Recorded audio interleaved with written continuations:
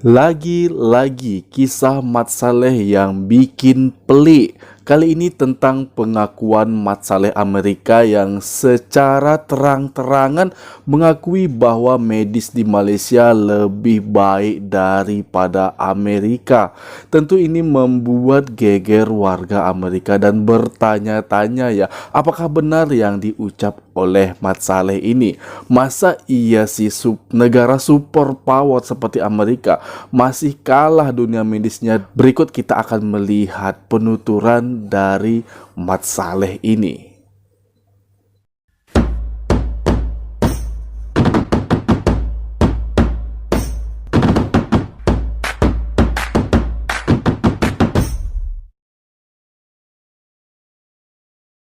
Assalamualaikum warahmatullahi wabarakatuh dan selamat datang di Indra SFN Channel. Halo guys, apa kabar Anda semua di sana? Hari ini aku sangat senang sekali karena kita dapat bertemu lagi di video ini. Dan tentunya aku sangat berharap semoga kita semua dalam keadaan baik-baik saja. Juga keluarga kita semua, orang yang kita sayangi beserta orang yang ada di sekitar kita, semoga semuanya juga dalam keadaan sehat, dalam keadaan baik-baik saja. Serta semoga juga kita diberikan kemudahan dalam rezekinya, dalam kita mencari nafkah, dalam kita beraktivitas mencari rezeki setiap hari dimanapun kita berada. Amin. Baik, kali ini kita akan mereaksi guys ya, dan aku akan membahas video tentang pengakuan Mat Salleh asal Amerika, yang mana di sini ia secara terang-terangan mengakui bahwa medis di Amerika itu nggak ada apa-apanya guys. Bahwa kalau dibandingkan antara medis di Malaysia dan juga di Amerika, ternyata jauh lebih baik dunia medis yang ada di Malaysia. Padahal telah kita ketahui bahwa Amerika itu negara yang sangat-sangat maju sekali, sangat kuat secara militer, sangat tangguh secara kemajuan ekonomi, pertanian. Dari segi apapun Amerika ini adalah negara yang sangat kuat guys. Nah, mengapa Mat Salleh ini menyatakan bahwa dunia medisnya itu nggak ada apa-apanya guys, masih kalah dengan dunia medis yang dimiliki oleh Malaysia? Tentunya ini ada sesuatu faktor yang membuat berhak untuk menyatakan hal ini, dan dengan tegasnya ia sampaikan ke muka publik. Ini ada apa guys ya? Tentunya ada sesuatu hal yang ingin kita ketahui di sini. Apa dasar dari pernyataan Mat Salleh asal Amerika ini? Oke, sebelum kita ke videonya, langkah baiknya bagi kalian yang belum support, silahkan kalian subscribe terlebih dahulu dan aktifkan notifikasi bel agar tidak ketinggalan update video terbaru dari channel ini. Langsung saja kita mereaksi videonya. Ini dia. Hi, I'm Taylor. Welcome to my channel, where I share my life and travel experiences as an American expat in Malaysia. Today I want to talk about medical in Malaysia, a subject that should interest any expat thinking of retiring here. So join me as I share my medical experiences in Malaysia.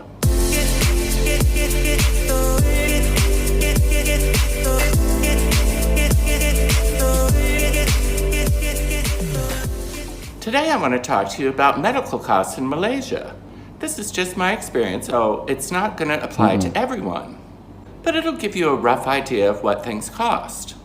Even though I don't have extravagant medical needs, I do know that I probably would not be able to afford it in the US, even with Medicare. Malaysian citizens receive universal health care provided by the government. I've heard that when they go to the public hospital, they only pay 1 ringgit, which is about 25 cents US. That said, there's a vast difference between public and private hospitals here in Malaysia. Standard of healthcare in Malaysia is first class, and Malaysia is a medical destination for Southeast Asia. My experience is that most doctors have had their training in the United States. Dan Mat Salleh ini mengakui bahwa medis di Malaysia itu nomor 1, dan dia juga takjub bagaimana orang asli Malaysia apabila dirawat ya guys ya, atau datang ke rumah sakit untuk keluhan apapun itu membayar hanya dengan 1 ringgit. Wow, dia benar-benar kaget di sana. Oke, kita lanjutkan lagi, kita akan melihat di part berikutnya. Play. My first few years in Malaysia, I didn't go to the doctor, as I'm averse to it, as a lot of people are. But Something happened that made me Tahun realize I pertama needed to tidak go pergi ke dokter regularly. ya. I had a friend who had cosmetic surgery on her eyes, and it looked so great, and the cost was so amazing that I decided to check it out myself.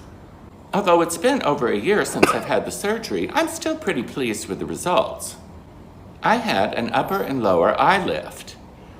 You can see in this photograph what I looked like before, and what I look like after, and you can see here what I look like now. My doctor was an ophthalmologist who did plastic surgery also. I went in for a checkup and to see about the procedure, and as a routine checkup, she took my blood pressure, which was pretty high. I'd had blood pressure issues in the past in the US, and I used to take medication for it, but I had stopped. Anyway, she refused to do the surgery until I had my blood pressure looked at. I then made an appointment with the head of cardiology at the hospital.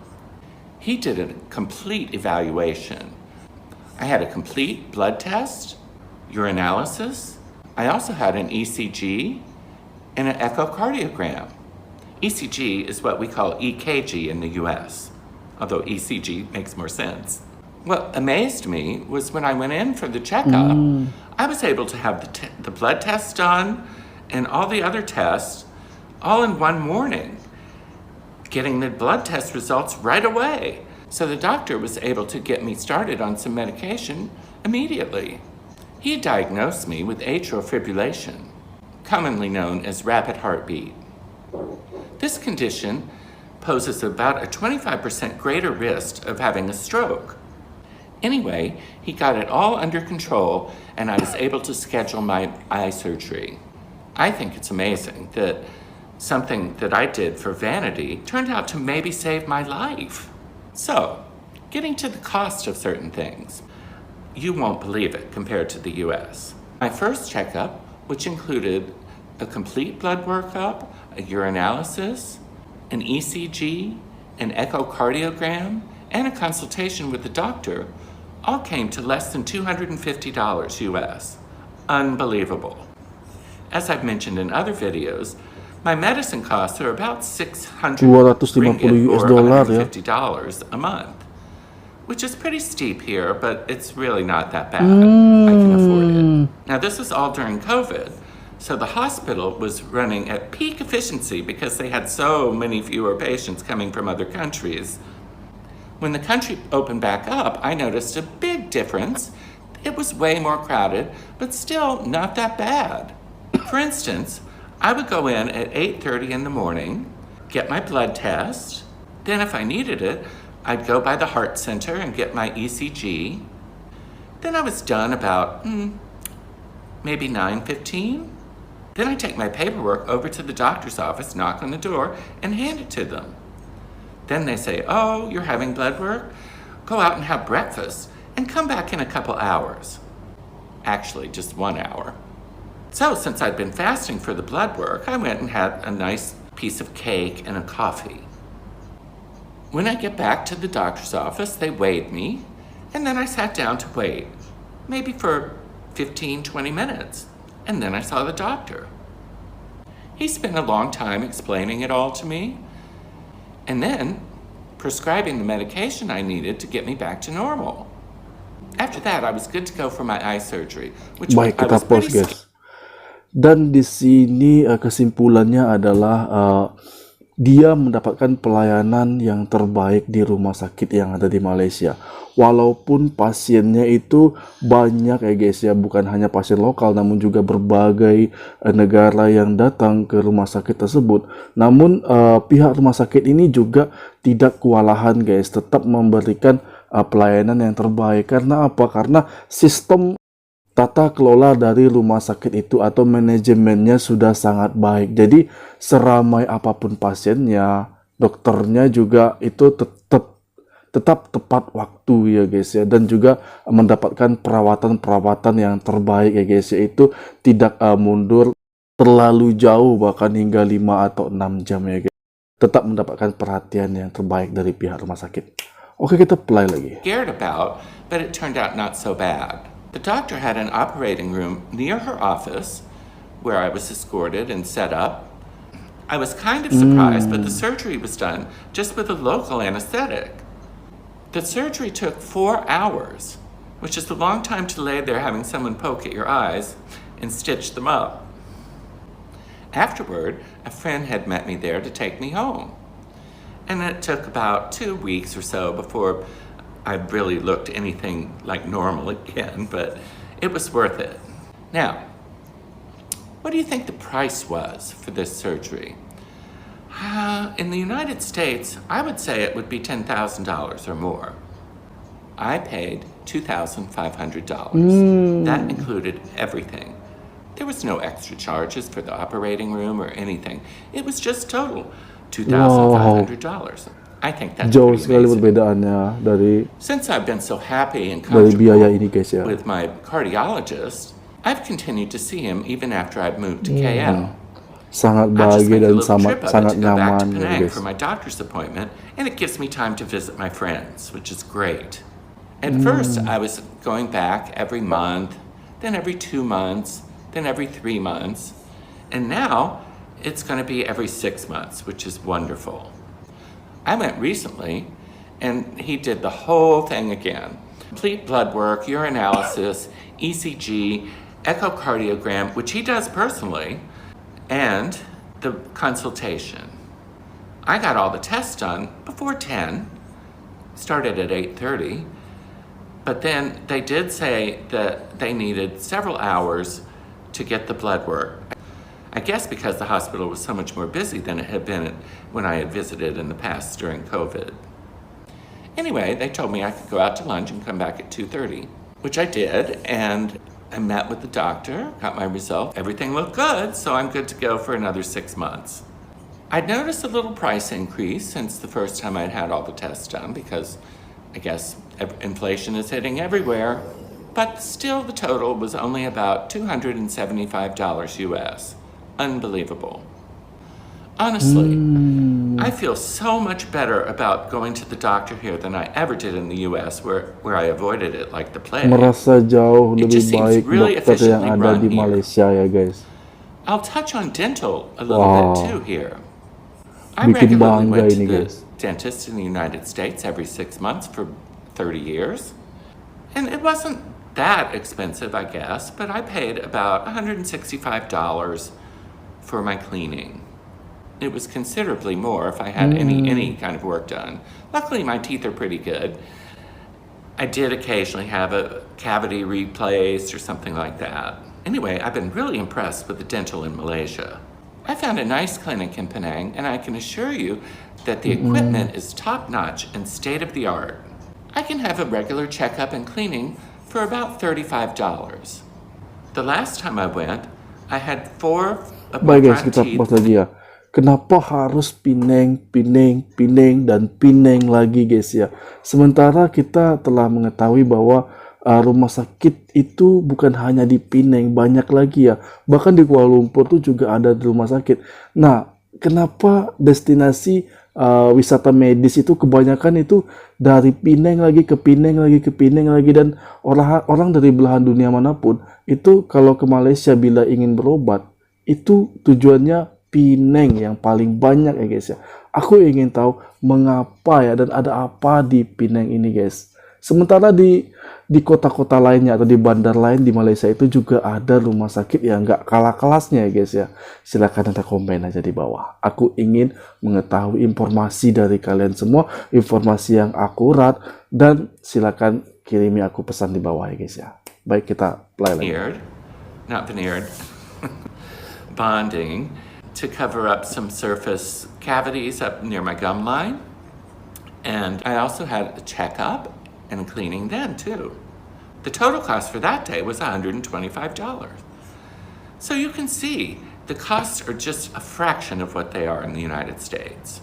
Now I know this isn't going to US. give you a comprehensive idea of what medical costs are like in Malaysia, but it should give you a general idea. Like I said, Malaysia is a medical destination for Southeast Asia. They have people coming from everywhere. So, if medical is a concern for you Betul. and your plans to Malaysia retire to adalah Malaysia, tujuan don't let it destinasi be. wisata It's medis ya. fabulous. As always, If this video has been informative and you enjoyed it, please like and subscribe. And stay tuned because I'm going to have a lot more tips about my life in Malaysia. Talk to you later. Bye. Subscribe dulu guys. Link ku taruh di deskripsi ya. Baik guys ya, demikian tadi pengakuan dari Mat Salleh. Ini Mat Salleh asal Florida ya guys ya. Sebelumnya aku juga sudah mereaksi ia tentang bagaimana culture shocknya ia ketika berada di Malaysia di tahun-tahun pertamanya guys ya, hingga saat ini adalah tahun ke-8-nya di Malaysia. Bahkan dia tidak inginkan untuk kembali lagi ke negeri asal ia dilahirkan, yaitu adalah Florida ya guys ya, di Amerika Serikat. Nah, di sini ia membandingkan tentang bagaimana keunggulan dari medis yang ada di Malaysia. Mungkin ya hampir-hampir sama juga ya, tapi keunggulan dari Malaysia itu adalah biayanya yang sangat-sangat murah sekali dengan kualitas internasional, tapi harganya itu sangat murah sekali guys. Siapa yang nggak mau ingin berobat di sana? Nah, tadi pertanyaan yang belum terjawab adalah mengapa destinasi wisata itu kebanyakan di Penang lagi guys ya. Banyak sekali pengakuan orang Medan yang berobat ke Malaysia itu tujuannya Penang. Ada apa di Penang ya guys ya? Silahkan Anda komen aja di bawah. Gak pernah ada henti-hentinya banyak sekali orang atau warga dari negara lain untuk masuk ke Malaysia dan juga menikmati wisata medis guys ya. Karena di dalam wisata medis itu kita juga diberikan pelayanan tentang hotel, tentang makanan ya, bukan hanya perawatan tapi juga seperti kita dilayani di negara orang ya guys ya, dan kita mendapatkan hotel kelas 1 dan berbagai macam lainnya dari jenis makanan di sana guys ya. Dan satu lagi yang paling menarik ya, harga ya guys. Dari segi harga, apapun belanja di sana, dari elektronik, makanan, pakaian, dan semua yang ingin dibeli di sana guys ya, tentunya harganya sangat-sangat murah sekali guys. Itu adalah sebuah kelebihan dari Malaysia. Selain mereka mengutamakan kualitas dari barang yang ia jual, mereka juga menekan harga dengan harga yang sangat murah guys. Bahkan kalau kita bandingkan dari negara-negara lain nih guys ya, Indonesia, Vietnam, Thailand, dan lain-lain, seandainya harga elektronik itu memang harga yang ada di Malaysia itu jauh-jauh lebih murah. Tak heran apabila orang itu selain berwisata medis juga ingin berbelanja barang-barang elektronik yang ada di Malaysia, seperti ingin membeli laptop dan juga membeli handphone dan lain-lain jenisnya ya guys ya, elektronik, karena di sana memang murah. Bahkan ada juga artis-artis Indonesia yang membeli seperti sepatu ya guys ya, dan juga pakaian di Malaysia itu, terutama di Genting Island guys. Wow, itu adalah tempat yang paling best ya yang ada di Malaysia, yang tentunya apabila orang ke Malaysia tidak pernah lupa untuk pergi ke tempat itu, Genting Island. Oh, baiklah, demikian tadi video aku. Semoga Anda semua terhibur dengan video ini, dan aku mohon maaf atas jika ada salah dan aku akhiri. Wassalamualaikum warahmatullahi wabarakatuh.